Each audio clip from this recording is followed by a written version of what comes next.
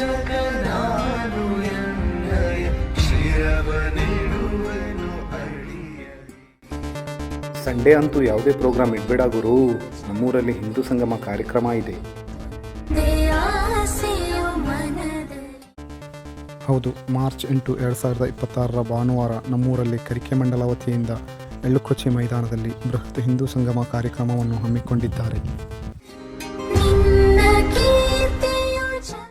ಅಪರಾಹ್ನ 2 ಗಂಟೆಗೆ ಕರಿಕೆ ಎಳ್ಳುಕೊಚ್ಚಿ ಅಯ್ಯಪ್ಪ ಭಜನಾ ಮಂದಿರದ ಮೈದಾನದಿಂದ ಭವ್ಯ ಶೋಭಾಯಾತ್ರೆ ಹಾಗೂ ಅಪರಾಹ್ನ 3 ಗಂಟೆಗೆ ಎಳ್ಳುಕೊಚ್ಚಿ ಮೈದಾನದಲ್ಲಿ ಬೃಹತ್ ಹಿಂದೂ ಸಂಗಮ ಕಾರ್ಯಕ್ರಮ ನಡೆಯಲಿದೆ.